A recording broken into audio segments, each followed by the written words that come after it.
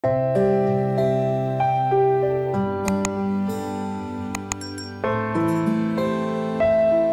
1. Sang Pengagum. Dengan tergesa-gesa, aku keluar dari sebuah kafe ternama di daerah Bandung, kota tempat aku dilahirkan dan dibesarkan. Sebenarnya acara reunian di dalam sana masih berlangsung, tapi aku sudah harus segera pulang. Aku hidup seperti Cinderella yang punya batas waktu untuk keluar rumah. Begitulah pengajaran Umi dan Abi dari dulu. Ini sebenarnya masih mending. Aku diperbolehkan keluar rumah sampai jam 5 sore karena aku sudah mulai dewasa, kata mereka. Zaman sekolah dulu, aku selalu diantar jemput ke sekolah dan kemana-mana mesti ditemani Umi atau Abi. Aku menerobos rintik gerimis yang mulai jatuh ke bumi, melindungi kepala dengan tas lempang tipis yang sedang kupakai sambil setengah berlari menuju parkiran. Hei, tunggu. Aku mendengar suara seorang laki-laki dari arah belakang. Sedikit pun tak kuhiraukan karena aku buru-buru. Lagian, belum tentu juga suara itu ditujukan padaku. Hei, aku memanggilmu.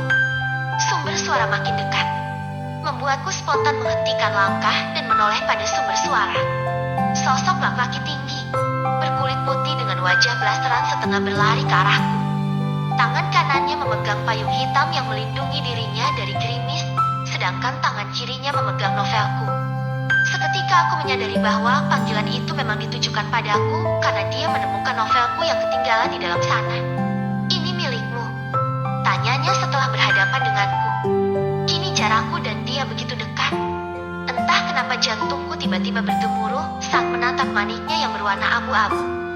Mungkin karena aku sudah lama tidak merasakan sedekat ini dengan laki-laki. Sekarang aku berada di bawah payung yang sama dengannya. Aku benar-benar grogi. Apalagi cowok yang sepertinya seusia denganku itu begitu tampan. Semua cewek normal pasti terkagum melihat parasnya. Iya, terima kasih. Sahutku tersenyum sambil menengadah ke arahnya yang kira-kira 20 cm lebih tinggi dariku. Kemudian kuambil buku itu dari tangannya. Aku pergi dulu. Ya, aku buru-buru, sambungku sambil menganggukkan kepala pertanda menghargainya. Maaf, kamu dapat dari mana season 2 buku itu? Tanyanya ketika aku membalikkan tubuh hendak meninggalkannya. Sambil jalan saja kalau memang buru-buru, sambungnya lagi sambil terus memayungi dan berjalan beriringan denganku. Aku nurut saja berjalan di bawah payungnya sambil berpikir apa yang sedang terjadi. Mimpi apa aku semalam sampai harus dipayungi lelaki bule setampan ini? Kamu tahu buku ini? Aku balik bertanya sambil menoleh sesaat ke arahnya sambil berjalan pelan ke arah parkiran. Setelah itu, pandanganku fokus ke kaca toko yang ada di samping parkiran kafe ini. Ada pantulan kami berdua di sana. Aku yang begitu pendek darinya dengan hijab panjangku dan dia yang tinggi gagah dengan kaos putih berbalut jaket yang resleting depannya dilepas. Kalau dilihat-lihat, rasanya kami cocok juga andai aku lebih tinggi lagi dari ini. Sama seperti judul bab pertama buku itu, aku juga pengagum rahasia penulisnya. Sayang sekali, penulisnya lebih rahasia lagi. Bisa-bisanya dia menyembunyikan identitasnya. Aku sudah mencari tentang penulisnya di mana-mana, tetapi sampai sekarang aku belum menemukannya. Dan aku benar-benar gak tahu jika novel ini sudah ada season 2-nya. Paparnya. Seketika aku seakan melayang mendengar pengakuannya. Ingin sekali rasanya aku melompat setinggi yang ku bisa. Ternyata cowok tampan ini pengagumku. Indah sekali. Tanpa sadar, senyumku teruntai begitu saja. Kok senyum? Tanyanya menyadarkanku dari lamunan. Cepat-cepat ku tarik lagi senyumku. Bisa-bisanya aku ketahuan, karena penulisnya sudah berada di depanmu. Sahutku. Akhirnya ku lepaskan juga senyum yang sempat tertahan tadi. Benarkah? Suaranya naik 2 oktav saking semangatnya. Matanya berbinar-binar menatapku. Kami serentak berhenti ketika sudah sampai di parkiran. Dia meletakkan payung di lantai dan merogoh tas lempangnya. Kalau begitu, berikan tanda tanganmu pada buku ini, pintanya sambil membuka sampul buku novel Serpihan Hati season 1. Buku yang kutulis setahun yang lalu, yang kujanjikan akan ada season 2-nya di akhir buku itu. Pulpennya? Tanyaku karena aku pun tidak membawa pena. Oh, iya. Sahutnya seperti gugup, lalu merogoh tasnya lagi. Dan aku seolah melupakan waktu yang sudah mendesakku untuk pulang. Aku kemudian sodorkan dan mendatangani buku yang menceritakan kisahku itu.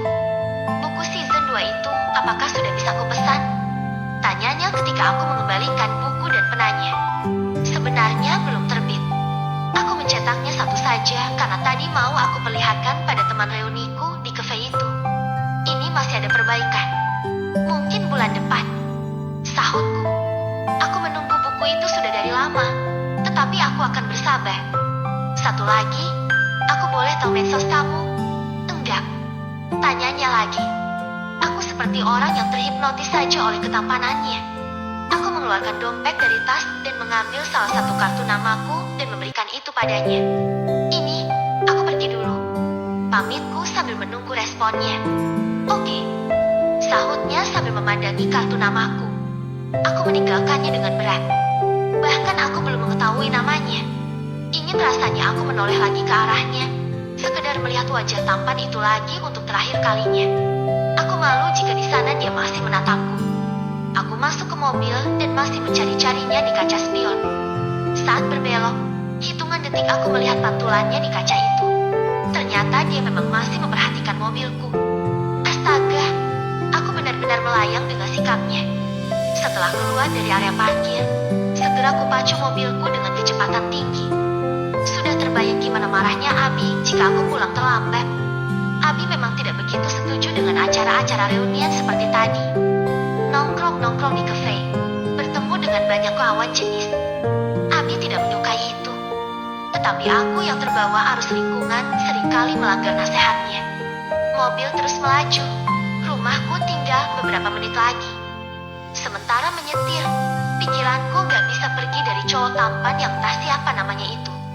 Wajahnya masih jelas diingatan. Senyumnya, cara bicaranya. Pertemuan singkat itu ternyata menimbulkan rasa untukku. Tetapi bagaimana dengannya? Apa tadi ku bilang? Menimbulkan rasa. Rasa apa? Kenapa saat bersamanya aku bisa lupa dengan sebuah luka yang selalu kubawa? Luka dari seorang Gilang yang masih sakit hingga kini. Yang mencuri separuh hatiku hingga hati itu terasa mati sejak kepergiannya. Aku memang trauma dengan cinta, tetapi kali ini berbeda. Biasanya aku gak semudah ini menyukai seseorang. Again. Aku meluapkan kesalku. Aku benci. Aku benci kamu. Gilang. Teriakku lagi. Kenapa setiap aku menyukai seseorang, bayangan pengkhianat itu muncul? Kekaguman dan sesuatu yang tadi kusebut dengan rasa pada cowok tampan itu hilang menguap ke udara. Seketika bahagiaku runtuh bersama turunnya air mata. Kisahku dan Gilang selalu menyadarkanku bahwa cinta itu hanyalah menyakiti. Cinta itu omong kosong dan pengkhianatan. Aku menyeka air mata ketika sadar sebentar lagi sampai. Aku akan melupakan cowok tak dikenal itu. Aku gak akan memberikan hatiku pada siapapun lagi untuk mereka sakiti. Akulah yang akan menyayangi hatiku sendiri, bukan siapapun.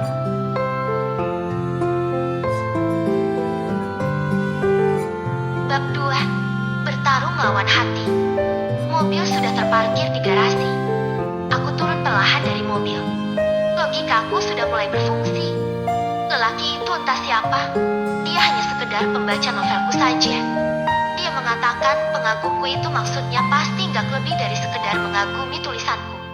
Aku saja yang cepat sekali terbang ke awan. Lalu, tatapan mata berbinar-binarnya itu juga pastinya karena senang bertemu dengan orang yang sudah lama dia cari di dunia maya. Yang sekarang berada di hadapannya, ya wajar saja kalau dia senang. Sebab dia mencariku di dunia maya. Ya, mungkin saja hanya ingin berteman. Seperti aku yang mengidolakan artis dan memfollow mereka di media sosial. Adasah, ngapain juga tadi aku berdebar-debar. Bodoh, aku mengumpat diriku sendiri. Aku membuka pintu rumah dengan pelan, sambil membaca situasi dan menengok ke arah jam dinding. Alhamdulillah, hanya telat 5 menit saja. Biasanya masih ditoleransi sama Abi. Kenapa terlambat? Terdengar suara Abi dari arah kamar. Benar saja, Abi sudah berdiri di depan pintu kamarnya dengan kaos putih dan sarung. Hehe, 5 menit aja. Aku cengengesan. Lain kali jangan terlambat lagi. Abi sudah kasih izin, tetapi kamu masih terlambat pulang. Ingat, kamu ini anak perempuan Abi satu-satunya. Menjaga menjaga anak perempuan itu susah. Nak, kan Abi selalu bilang. Abi mulai ceramah. Iya, Bi, tadi tuh buku Nei ketinggalan pas reuni. Ternyata orang yang menemukannya itu udah lama nunggu buku itu terbit. Jadi, kita cerita sebentar, sekitar 5 menit itu. Terangku memberikan pembelaan. Cewek apa cowok? Tanya Abi dengan tatapan serius. Astaga, Bi, cowok. Abi percaya aja sama Nei, ya. Pintaku dengan memelas. Ya sudah, Abi percaya. Sahut Abi kemudian. Terima kasih, Bi, Nei ke kamar dulu. Pamitku. Sebenarnya kalau aku bisa menyalah, di umur yang sudah memasuki kepala 2 ini sudah bukan umurnya lagi dibatas-batasin seperti ini. Kalaupun Abi mau membatasi, mungkin jam 8 malam atau sebelum maghrib adalah waktu yang wajar. Lah ini, jam 5 sore. Aku berasa kayak anak belia yang sedang menginjak masa puber. Cinderella saja batas waktunya jam 12 malam. Tetapi sayang, aku bukan Cinderella. Hahaha. Aku menghempaskan tubuh ke kasur. Sedetik setelahnya cowok tampan tadi kembali ke ingatanku. Aku membalikan tubuh sambil menepis bayangan itu. Aku yakin melupakannya gak akan lama. Dia bukan Gilang yang harus kulupakan sampai 7 tahun lamanya. Dia hanya orang nyasar yang masuk ke dalam hatiku sebentar saja sampai dia menemukan pintu keluarnya. Untuk mengusir wajahnya dari ingatanku, aku menyalakan komputer di samping ranjang untuk merampungkan novelku yang ketujuh. Biasanya ketika menulis, aku akan sangat konsentrasi sehingga bisa melupakan apa saja yang ada di sekitar. Seperti biasa, setiap malam Jumat akan ada pengajian bergilir di komplek ini. Kali ini diadakan di rumahku. Jadinya, setelah pengajian aku sedikit direpotkan untuk melayani para ibu-ibu pengajian yang datang. Kesibukan malam ini membuatku mulai lupa dengan orang asing itu. Namun dalam doa, aku kembali mengingatnya. Sempat-sempatnya aku meminta pada Allah, jika aku dengannya berjodoh, maka permudahlah. Namun jika dia bukan jodohku, maka jauhkanlah. Usai kesibukan malam ini, seperti biasa, sebelum tidur aku selalu mengecek media sosialku satu persatu. Semua DM yang masuk kubalas setiap malam. Ada yang bertanya paid promo, ada yang sekedar menyapa, dan ada juga yang menawarkan jasanya. Tidak ada yang berkesan sebelum aku membuka DM dengan nama akun Jason White, namanya menarik. Aku lalu membuka pesannya. Terima kasih. Ya, tadi aku lupa mengucapkan itu, saking gugupnya. Pesan itu diakhiri dengan emoticon smile. Tadi, apakah dia? Cepat-cepat kubuka profilnya. Ternyata benar. Jadi namanya Jason. Senyumku melebar. Kubuka fotonya satu persatu. Dia benar-benar tampan. Untuk kedua kalinya, aku dibuat seolah melupakan sakit bersama Gilang. Apakah mungkin ini pertanda jika dia adalah obatnya? Jalani saja dulu, goda setanku. Aku pun tergoda olehnya. Soal Abi, asalkan aku bisa jaga rahasia dan gak keceplosan kurasa aman. Jadian sama Gilang selama 9 bulan juga tidak ada satupun orang di rumah ini yang tahu. Sama-sama. Ini yang di cafe tadi kan? Aku membalas pesannya pura-pura belum melihat profilnya. Setelah membalas pesan itu aku kembali bergerilya, menyusuri fotonya satu persatu. Dari sekian banyak fotonya, tidak ada satupun fotonya yang berduaan dengan cewek. Yang ada hanya foto dia sendiri, dengan keluarga dan dengan teman-temannya. Notifikasi pesan terlihat di sisi kanan atas ketika aku masih mengamati foto-foto yang terpajang di layar ponselku. Pasti balasan darinya, gumamku. Dan benar saja, dengan senyum yang abadi di bibir, kubuka lagi pesan darinya. Iya, kalau kamu gak sibuk, aku mau nanya. Rasanya belum puas bertemu dengan idola yang hanya beberapa menit saja. Aku kembali dibuat melayang. Dia menyebutku idola, cowok seganteng dia. Rasanya masih belum percaya. Aku pun mulai berhalusinasi. Andai dia jadi pacarku, lalu ku ajak ke acara reunian selanjutnya. Tak terbayang bagaimana nanti reaksi teman-teman cewekku. Melihat ketua kelasku yang gak ada apa-apanya dari Jason saja mereka sudah kejang-kejang. Apalagi kalau melihat cowok bule ini. Hahaha, aku tertawa jahat. Enggak sibuk kok. Mau tanya apa? Balasku tetap tenang. Meskipun keadaannya aku ingin sekali salto ke belakang.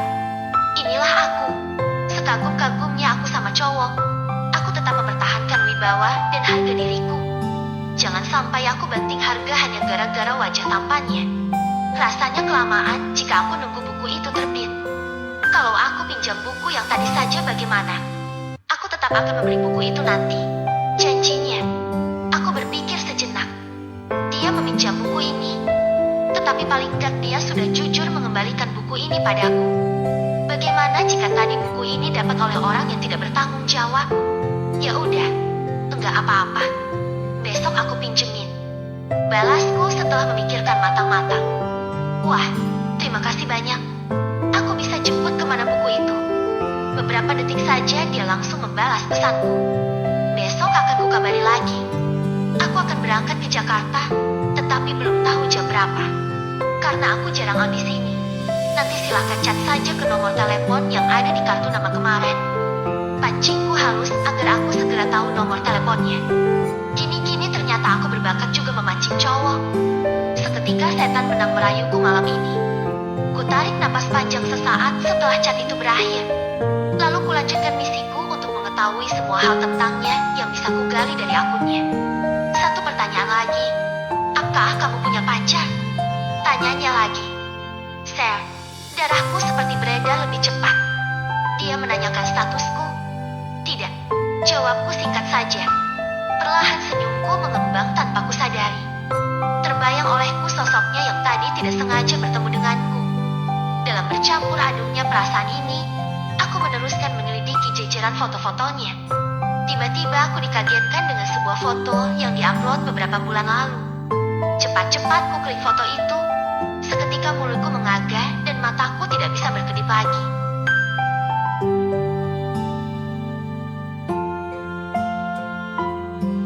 Bab 3. Mencari fakta tentangnya.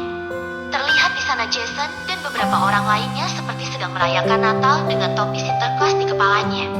Ya, aku tidak salah lihat dan aku masih ingat wajahnya yang bertemu dengannya beberapa hari yang lalu. Dia benar-benar Jason. Apa jangan-jangan dia non-muslim? Aku mulai curiga. Aku langsung menggeser foto-fotonya dengan cepat. Mencari bukti lain dari apa yang ada di pikiranku kini. Di foto lainnya, terlihat dia tidak lagi menggunakan topi itu lagi. Beberapa wanita di gambar berikutnya memakai hijab dan ada lelaki yang memakai baju koko juga.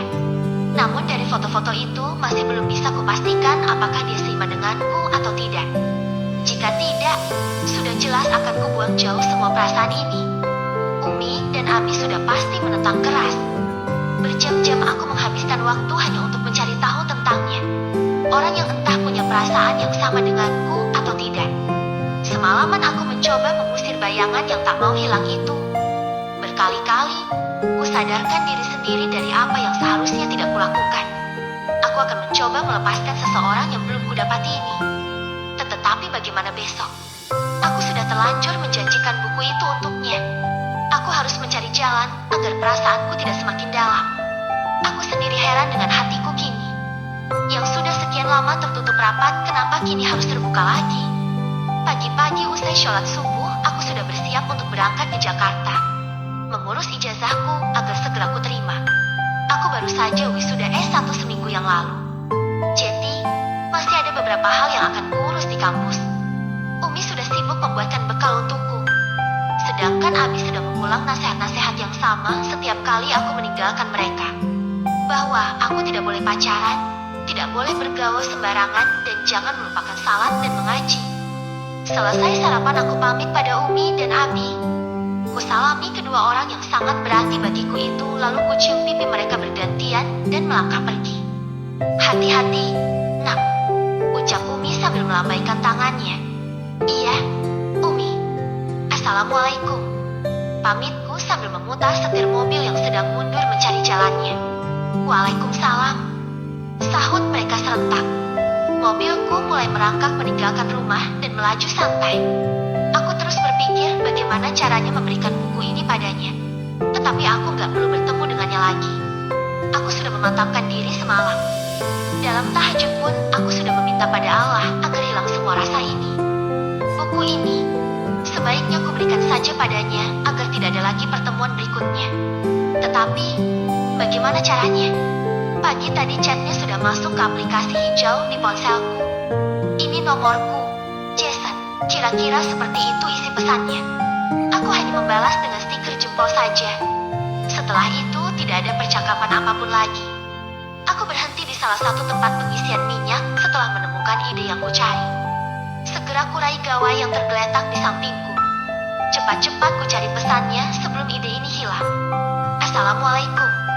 Maaf jika mendadak aku harus kembali ke Jakarta pagi ini. Karena aku buru-buru. Bagaimana jika buku ini kutitipkan saja di kafe tempat kita ketemu kemarin? Tanyaku dengan sedikit senyum kemenangan di bibirku. Pesan terkirim dan langsung centang biru. Hatiku kembali risau menunggu balasannya. Terlihat keterangan bahwa dia sedang mengetik balasan untukku. Ya Allah, semoga dia setuju. Doaku. Waalaikumsalam. Iya, enggak apa-apa. Nanti titip saja sama satpam yang ada di sana karena jam segini kafenya belum buka. Jawabnya. Aku tidak membalas apapun lagi dan segera menjalankan mobil menuju kafe tersebut. Sampai di sana, seperti yang dikatakannya kafe itu belum buka. Hanya ada satpam dan OB yang sedang bertugas di sana. Aku segera turun dan satpam langsung menyambut kedatanganku dengan senyuman. Pagi, Pak. Sapaku ramah. Pagi, Kak. Ada yang bisa saya bantu? Tanyanya setelah berhadapan denganku. Maaf, Pak. Boleh saya menitipkan buku ini? Nanti teman saya akan mengambilnya ke sini. Ucapku sambil memperlihatkan buku di tanganku. Oh, iya, tentu saja boleh. Sahutnya sambil mengulurkan tangan ke arah buku yang kupegang. Terima kasih banyak, Pak. Ungkapku setelah memberikan novel itu sambil menundukkan kepala dan bergegas untuk pergi. Sebentar, Kak. Nama temannya siapa?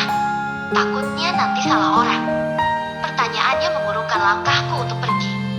Oh iya, namanya Jason. Sahutku. Pak Jason, pemilik kafe ini. Tanyanya kaget. Hah? Pak? Dia belum bapak-bapak, masih muda. Mungkin namanya sama. Aku ikut kaget mendengar dia menyebut cowok yang masih muda itu bapak. Memang masih muda. Kak, saya memanggilnya bapak karena menghargainya sebagai atasan saja. Imbuhnya lagi. Apa benar cowok itu pemilik kafe sebesar ini? Sebentar. Pintaku sambil mencari ponsel di dalam tas.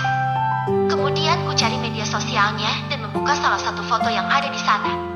Apa ini orangnya? Tanyaku sambil memperagakan wajah Jason. Iya, dia pemilik kafe ini. Memangnya kakak gak tahu? Tanyanya.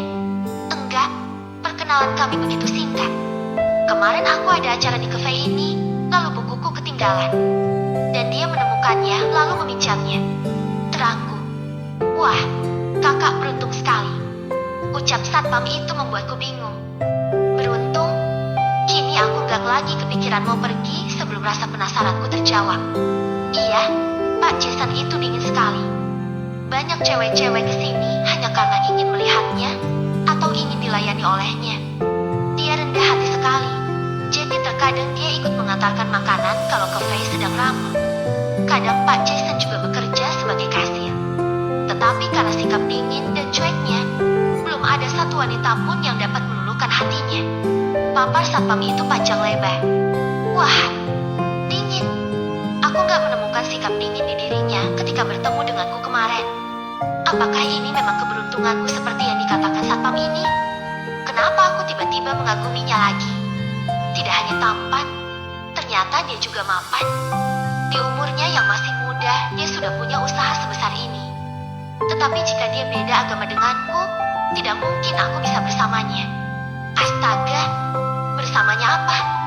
Gila sekali aku mikir kejauhan begini. Oh, begitu ya, Pak.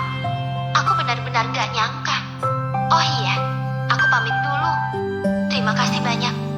Aku segera pamit untuk melanjutkan hayalanku. Sebelum berangkat dan memikirkannya lagi, aku mengirimkan chat dulu padanya. Mengatakan jika buku yang dipinjamnya sudah kutitipkan pada satpam. Aku pura-pura gak tahu saja jika kafe itu miliknya. Terima kasih. Ya, nanti akan kuambil ke sana. Berapa hari ini aku boleh meminjamnya? Balasannya langsung masuk beberapa detik setelah pesan itu terkirim. Terserah saja. Aku boleh tanya sesuatu, tapi mungkin agak sensitif. Akhirnya aku berani memberanikan memancingnya.